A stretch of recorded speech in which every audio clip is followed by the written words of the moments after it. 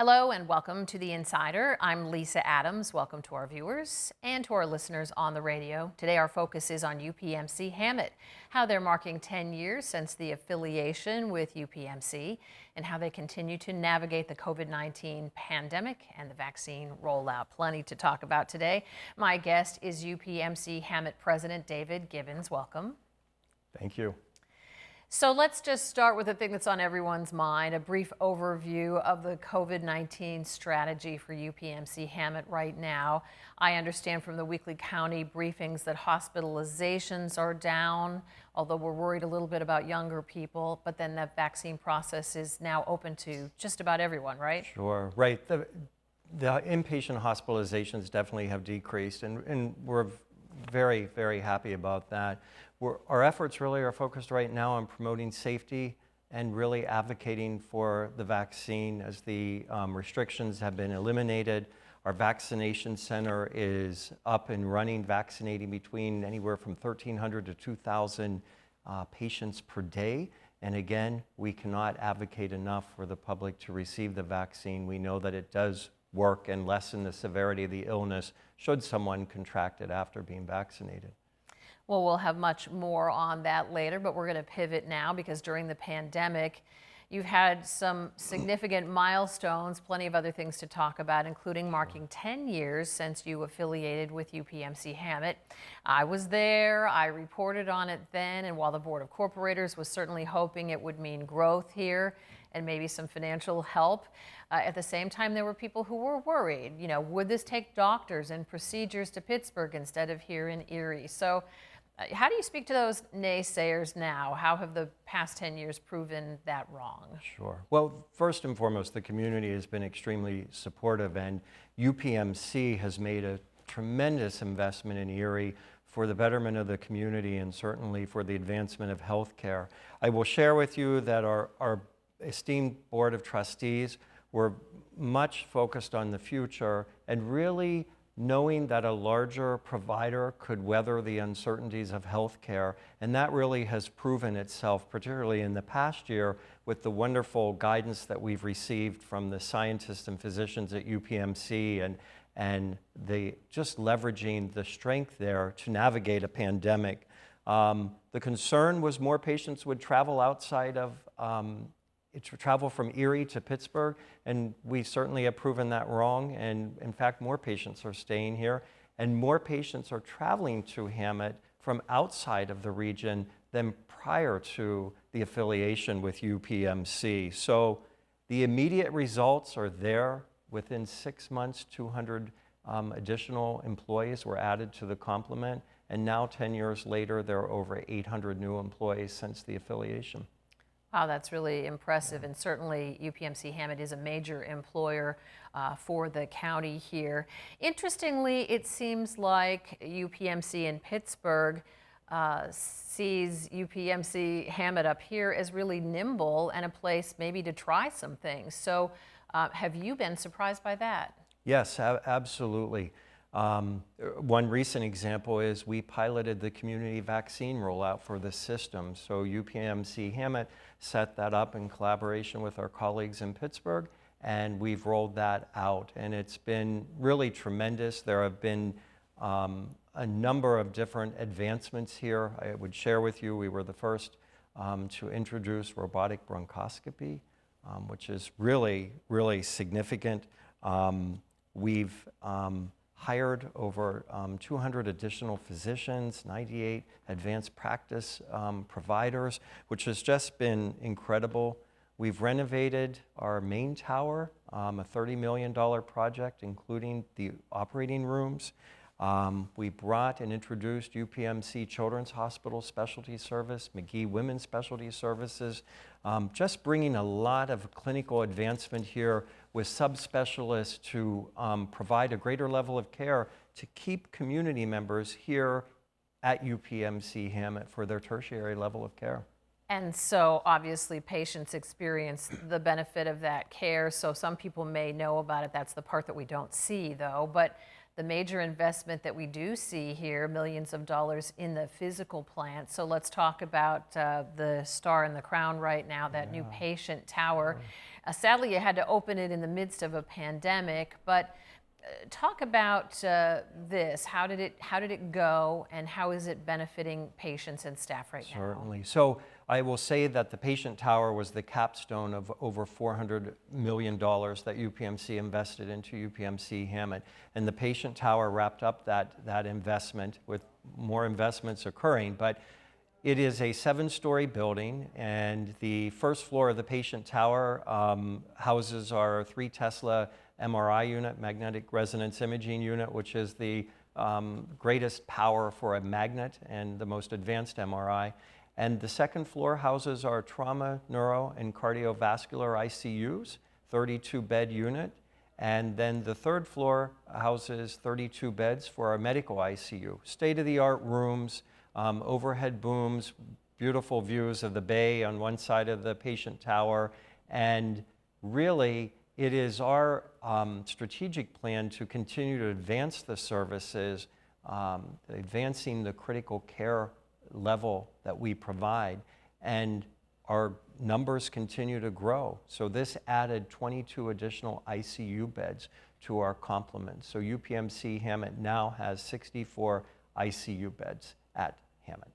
You took me on a little walk through the new building when we were interviewing you one day, so really cool to see what it looked like, especially since I had a family member in ICU for a while. I could see the difference in the new facilities there. Well, in addition to the physical plant expansion, the addition of specialists and employees, you've had some medical firsts here too, and we're going to talk about those when we come back. Stay with us.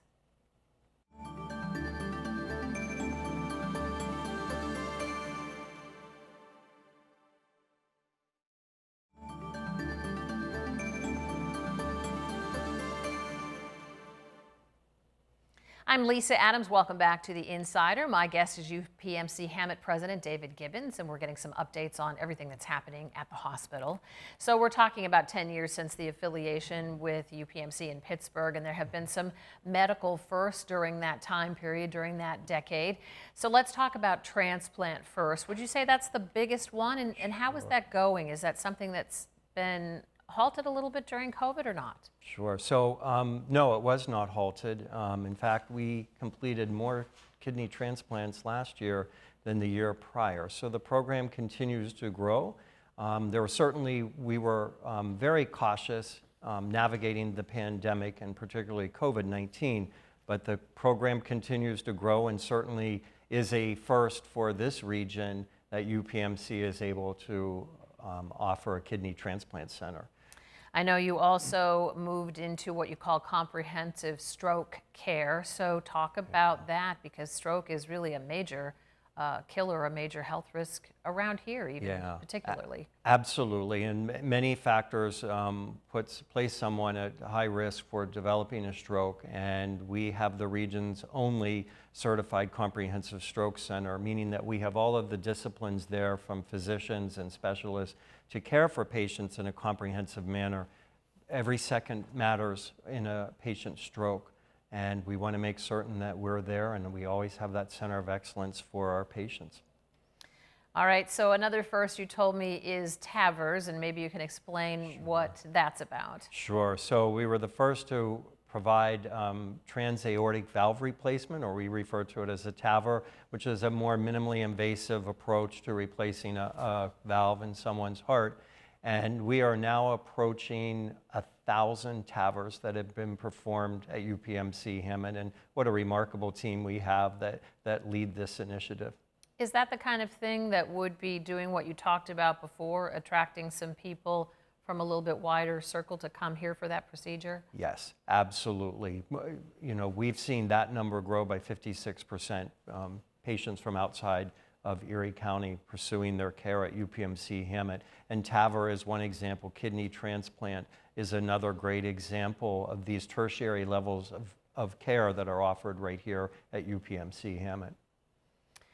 And another development, the Watchman device. If people don't know what that is, give us a lesson. Sure. So the Watchman device is a device that we were proud to be the first to introduce in Erie in this region, but it's a device that's used to help protect patients who are at high risk for atrial fibrillation, or as we refer to it, AFib. And it's a protective device to prevent that and prevent clots from moving through someone's body. Is that something that's installed then Yes. internally? Yes. And so how often is that procedure being done? Certainly the qualifications for that are you go through a series of steps in order to qualify, but the procedure is done routinely at UPMC Hammett by a very competent team who are enriched in research and always monitor outcomes. So it's a regularly performed procedure at Hammett.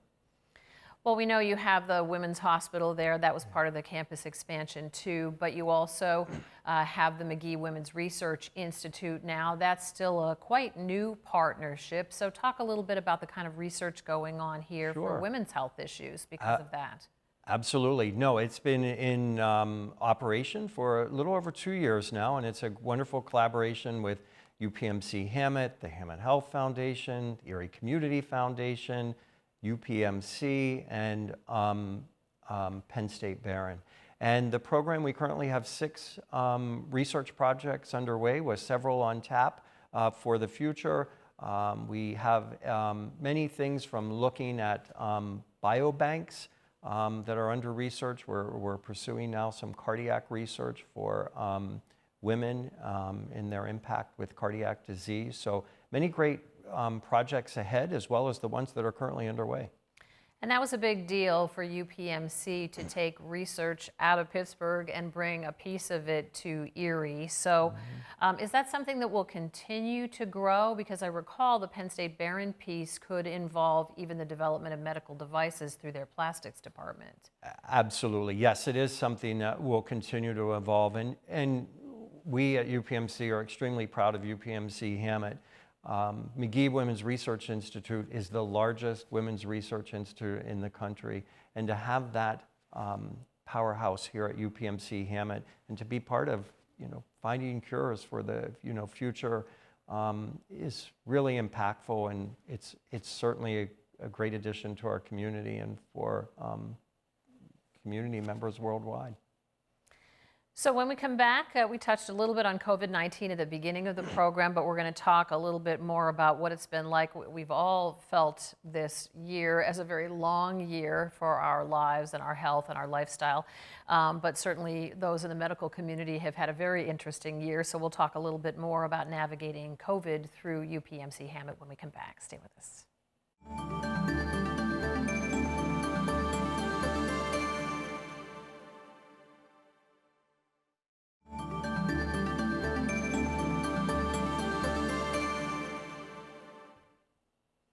I'm Lisa Adams. Welcome back to The Insider. We're getting some updates today on UPMC Hammett with President David Gibbons.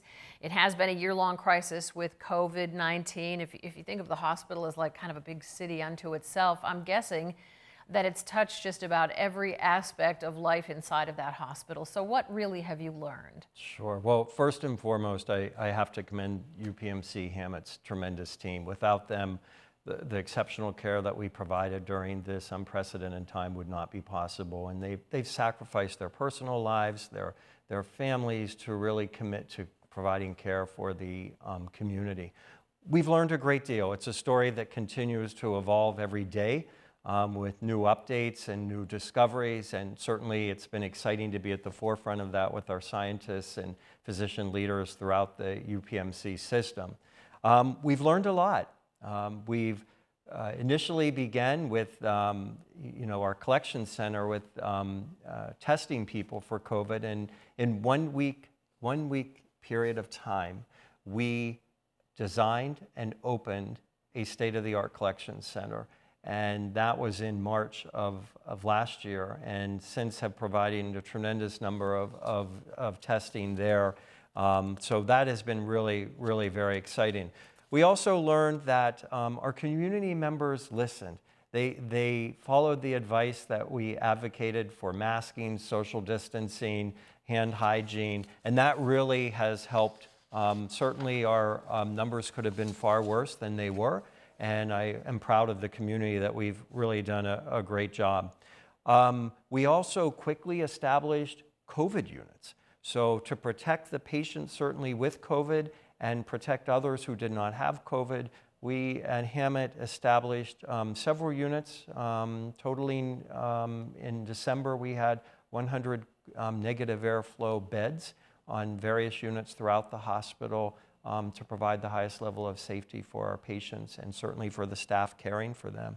Telemedicine was part of that. We have always used telemedicine, but really advanced that technology for patients who did not feel comfortable visiting their physician. So we set that technology up, and that has worked very, very well. Implemented many safety protocols that still exist today, from masking, social distancing, hand hygiene. And we've also been a major promoter of the vaccines of recent in the community.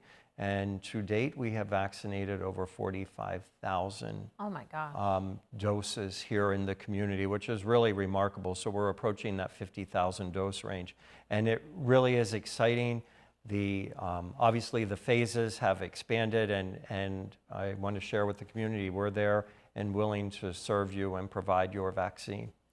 Well, I got my second dose this morning before we're talking here. So, well, those first vaccines given back in December, I mean, was it emotional for you after everything you and your staff had been through? And then how much have things ramped up since then? I mean, you did talk a little bit about how many vaccines you've given, but you're doing this 4 or 5 days a week now at the communication center? Sure, we do it 4 to 5 days a week, and it was a very emotional time. We had countless staff members volunteering to receive the first vaccines, and that was really a heartfelt moment, and certainly one that moved the entire Hammett team with tears. And that initiative has continued to roll out. And as I said, you know, over 45,000 doses have been administered, and now with the requirements that have been eliminated, really we're opened and running that 4 to 5 days a week, and certainly look to expand that in the future so that we can vaccinate as many people. So just quickly, on the day we're taping this, big concerns about Johnson & Johnson. It seems like there's a pause happening in states around us. So what do you think people need to know about that? I mean, clotting is the issue, but there are other vaccines to continue getting. We really haven't been using Johnson & Johnson much in Erie County. Right. So at UPMC Hammett, we've administered the Pfizer vaccine. We continue to do so. So we've not administered the Johnson & Johnson vaccine. And our world-renowned experts and scientists are reviewing this information now, and will certainly provide guidance to the community and the nation as to what UPMC practices are. And certainly we always advocate for safety first. Interesting reading the news feeds today. You know, there were, I think, 6 out of 6.8 million, the article that I read, that had this side effect. So we'll continue to monitor this very closely, and certainly I encourage people to you know, go to upmc.com, and we will have the latest recommendations from our system. So for the average person who has become a pseudo-epidemiologist across the last year, we feel like there's so much change in the information. So right now there's variant concerns in Michigan. You know, we hear it's more contagious but less deadly, but that swings back and forth. The guidance has changed about wiping surfaces down. So how is it for a hospital system to have to stay on top of this constantly evolving knowledge?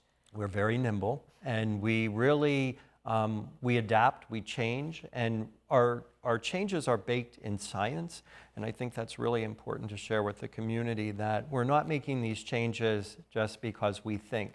We use research, we use evidence to help guide us and navigate our operations. And I think that's a key takeaway for the community. These changes aren't just, you know, we don't pull them out of the air and say, today we're going to stop wiping surfaces. That's not what we do. Baked in science, I like that. Baked in science. Well, when we come back, what's UPMC Hammett looking forward to in the coming year? Stay with us.